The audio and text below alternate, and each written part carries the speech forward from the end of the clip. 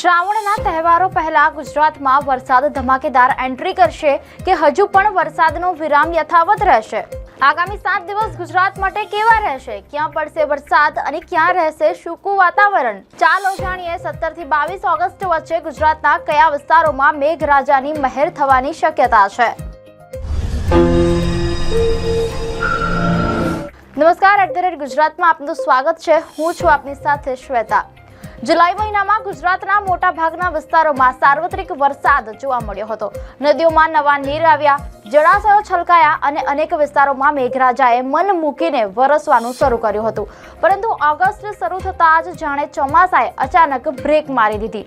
કેટલાક વિસ્તારોમાં હળવો વરસાદ થયો, પરંતુ રાજ્યના મોટા ભાગના વિસ્તારો હજુ પણ મોટા વરસાદની રાહ જોઈ રહ્યા છે. અને હવે વાત એ માત્ર વરસાદની નથી, શ્રાવણના તહેવારો નજીક છે.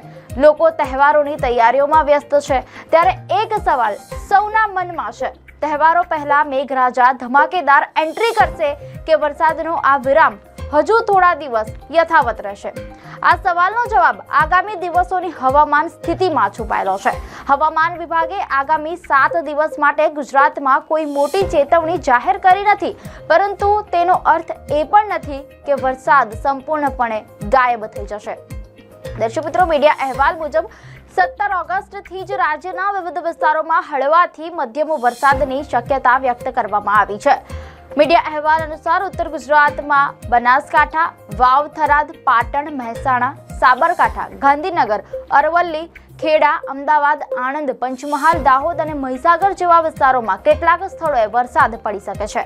દક્ષિણ ગુજરાતની વાત કરીએ તો વડોદરા, છોટાઉદેપુર, નર્મદા, ભરૂચ, સુરત, ડાંગ, તાપી, નવસારી અને વલસાડ સહિતના વિસ્તારોમાં પણ છૂટાછવાયા સ્થળોએ હળવાથી મધ્યમ વરસાદની આગાહી છે.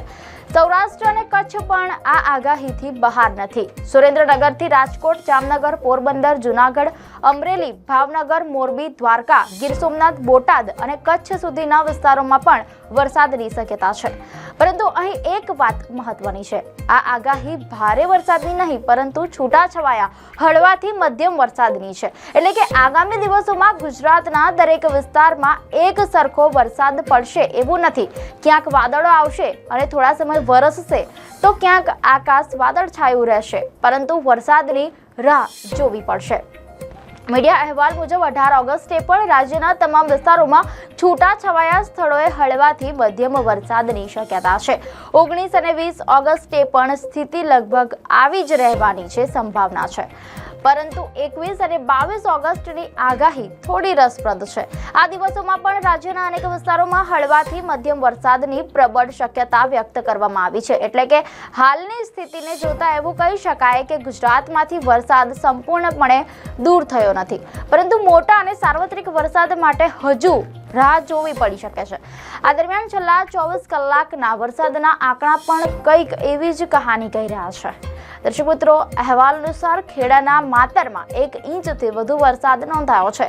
ખેડા તાલુકામાં 1.2 ઇંચ વરસાદ થયો છે.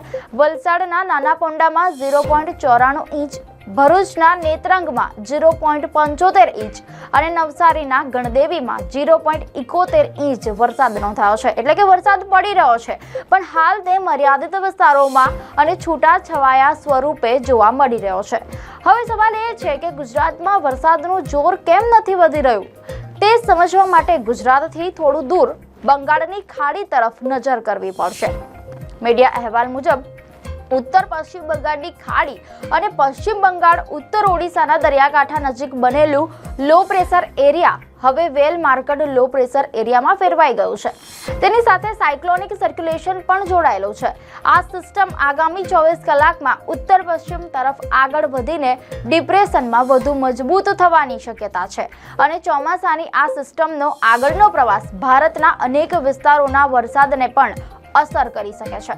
તો બીજી તરફ મોન્સૂન ટ્રફ પણ સક્રિય છે. આ ટ્રફ અમૃતસર, ચંદીગઢ, દહેરાદૂન, બરેલી, સુલતાનપુર, ડાલ્ટનગંજ અને જમશેદપુર તરફથી પસાર થઈને બંગાળની ખાડીમાં બનેલી વેલ માર્ક લો પ્રેશર સિસ્ટમ સાથે જોડાઈ રહી છે. ગુજરાતની વાત કરીએ તો રાજ્ય ઉપર લગભગ 3.1 કિલોમીટરની ઊંચાઈએ અપર એર સાયક્લોનિક સર્ક્યુલેશન યથાવત છે. સાથે જ મધ્ય અને ઉત્તર ભારતને અડીને આવેલા વિસ્તારોમાં 22 ડિગ્રી ઉત્તર અક્ષાંશ પાસે સિયર ઝોન પણ યથાવત છે. આ તમામ સિસ્ટમને કારણે ગુજરાતમાં વરસાદની શક્યતા તો બની રહી છે, પરંતુ હાલની સ્થિતિ ધમાકેદાર અને સાર્વત્રિક વરસાદ કરતા છૂટાછવાયા વરસાદ તરફ વધુ ઇશારો કરી રહી છે. એટલે કે શ્રાવણના તહેવારો પહેલા ગુજરાતમાં મેઘરાજાની હાજરી તો જોવા મળી શકે છે, પરંતુ આખા રાજ્યને એક સાથે ધમરોડી નાખે એવી વરસાદ હાલની આગાહીમાં દેખાતો નથી. દર્શક મિત્રો, આગામી દિવસોમાં બંગાળની ખાડીની સિસ્ટમ કેટલી મજબૂત બને છે અને તે કઈ દિશામાં આગળ વધે છે તેના આધારે ગુજરાતના વરસાદના ચિત્રમાં ફેરફાર થઈ શકે છે. અત્યારે એટલું ચોક્કસ છે કે ચોમાસું ગુજરાતમાંથી ગયું નથી, બસ મેઘરાજાએ થોડો વિરામ લીધો છે અને હવે જોવાનું એ રહેશે કે આ વિરામ પછી વાદળો માત્ર ઝાંખી કરીને પસાર થાય છે કે પછી શ્રાવણના તહેવારો પહેલા ગુજરાતમાં ફરી એકવાર વરસાદની ધમાકેદાર એન્ટ્રી થાય છે.